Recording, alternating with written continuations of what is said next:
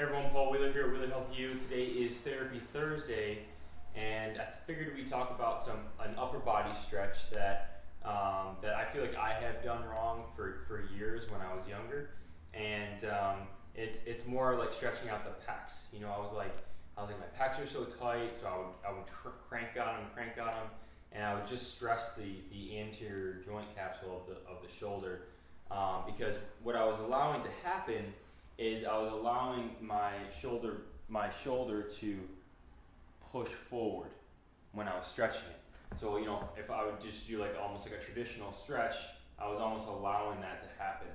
So one of the ways to kind of prevent that from happening or to avoid that is to use like a wall at the edge of a wall, or I'm going to demonstrate with this bench here, but it's to really make sure that whenever you're trying to open up and stretch here, that shoulder is set into place.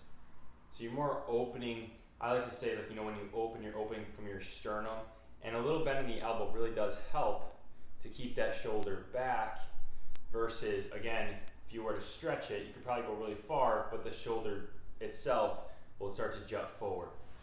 So a really good way to kind of prevent this from happening is to make it so you can't do it. You would put yourself in front of a bench, and then you would inhale, exhale, and you would rotate away.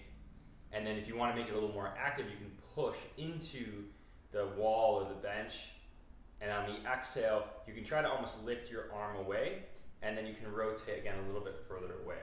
Now it's a little bit hard to see, but I'm here, I'm leaning into the bench or the wall, and then I'm rotating away, and you can see my shoulder is staying in a good position.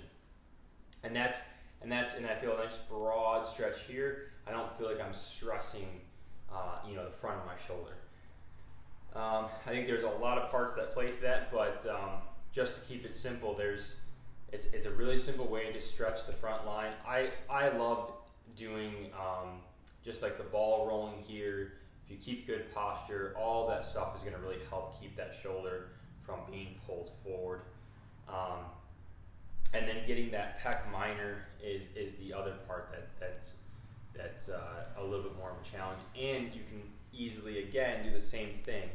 So keep that in mind. Try to keep the shoulder centered when you're stretching, and then your shoulders will feel much better. Use the wall to give you some feedback, and that's it. All right. So there's Therapy Thursday.